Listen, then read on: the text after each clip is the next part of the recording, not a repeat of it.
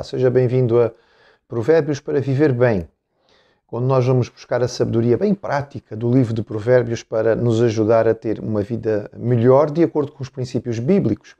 E obrigado porque está a acompanhar-nos. Tempo é dinheiro. É uma frase que nós ouvimos hoje com muita frequência. É verdade, vivemos vidas, digamos, a correr, sempre com agendas muito cheias, com muita coisa para fazer. E nas cidades grandes, sobretudo, parece que o tempo escoa-se das nossas mãos e passa muito rapidamente. Isto leva à noção de que nós não devemos esperar muito, é preciso agir, não dá para ficar parado pensando num assunto. Meu amigo, mexa-se, não é?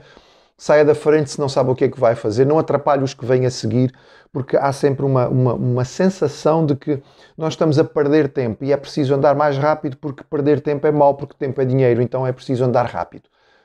A respeito disto, há um alerta muito grande da palavra do Senhor. Cuidado com a precipitação. E é interessante que nós encontramos vários provérbios. E normalmente, em termos de precipitação, os provérbios podem ser divididos em a precipitação ao falar, ou seja, não se precipitem em dizer, não se precipitem em fazer. Então, vejamos aquilo que o texto bíblico diz. Por exemplo, provérbios sobre a precipitação ao falar. Capítulo 18, verso 13. Responder antes de ouvir é estultícia e vergonha. É verdade. Às vezes a pessoa nem falou ainda, ela nem expressou o que tem para dizer e nós já queremos dar uma resposta. Porque nós antecipamos, ou seja, prevemos, nós adivinhamos o que a pessoa vai dizer e diz o texto bíblico que não é uma boa ideia. Ouça primeiro. Você não sabe o que a pessoa vai dizer, já está a responder antes da pessoa falar. E às vezes a própria pessoa depois diz, mas você não me deixou falar ainda. Então, espere primeiro, deixa-me dizer o que eu tenho para dizer. É necessário saber ouvir para depois poder saber falar. E querer falar sem ouvir, diz aqui o texto, é vergonha, é tolice. Capítulo 20, verso 25. Laço é para o homem o dizer precipitadamente é santo. Muito cuidado. Tanto para dizer que uma coisa é de Deus, quanto para dizer que uma coisa não é de Deus. Porque se nós nos precipitamos a dizer que uma coisa é de Deus, podemos até classificar como uma coisa santa e divina, uma coisa que é só do homem, ou pior ainda, pode ser do maligno. E atenção, ele disfarça-se e engana. Da mesma forma, dizer que uma coisa não é de Deus, é preciso ter cuidado para que nós não nos sejamos apanhados a lutar contra algo que é um plano do Senhor, só porque nós não o entendemos à partida. Então, cuidado antes de falar. Estas coisas são sérias, devem ser avaliadas com algum tempo. Capítulo 29, 20. Tens visto um homem precipitado nas tuas palavras?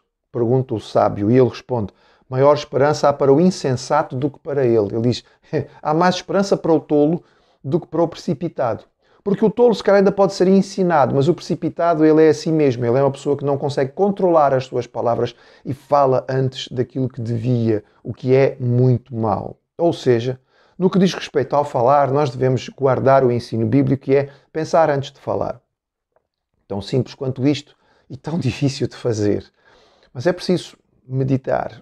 Nós devemos, mais uma vez, ouvir bastante antes de poder falar. Alguém brincando diz, nós temos duas orelhas e só uma boca, porque se calhar tínhamos que ouvir duas vezes antes de falar. Ou falar metade daquilo que ouvimos. E realmente é importante ouvir, saber, entender antes de começar a falar. Quando estivermos irritados, precisamos pensar ainda mais, não é? Esperar ainda mais antes de falar. Meu avô costumava dizer assim, quando estiveres zangado, filho, conta até 10 antes de falar.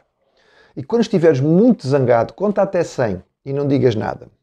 Eu achava engraçado isto, era miúdo, ouvi o meu avô dizer isto, mas depois com o tempo percebi que havia sabedoria nesta palavra, porque é verdade. Quando irritados nós precisamos ainda mais cuidado, porque precisamos lembrar que as palavras são como pasta de dente, não é? É fácil tirar a pasta do tubo. Agora, já experimentou colocar a pasta de dente de volta no tubo? É muito complicado, não é? É bastante difícil fazer isto. Uma palavra uma vez dita, está lá fora. Quando falar for de forma escrita, e sobretudo quando nós escrevemos com o calor do momento, então hoje em dia é relativamente fácil, mensagem, por exemplo, que nós vamos mandar para alguém por SMS, por WhatsApp, seja no computador, um e-mail, não mande já. Espera um bocadinho.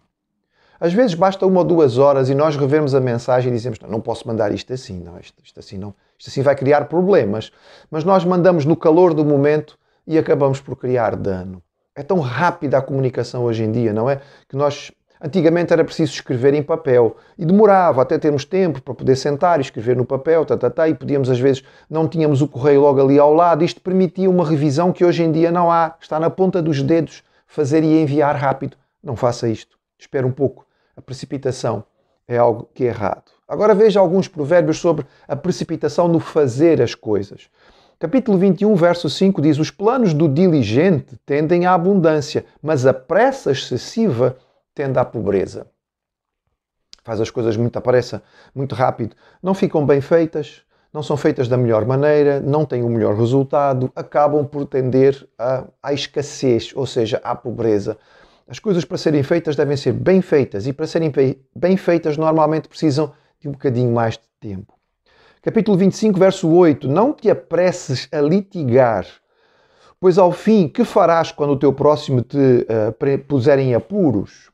Às vezes nós rapidamente queremos levar uma questão para discutir. Sem pensar primeiro, nós entramos, não é? Pode até não ser um litígio de tribunal, não estamos necessariamente a falar em envolver advogados nisto, mas começamos logo a discutir um problema, apresentamos o nosso motivo, a nossa razão, com muita convicção, e depois o outro dá-nos um motivo e uma razão muito mais forte e nós ficamos como? Não pensamos. Foi precipitação.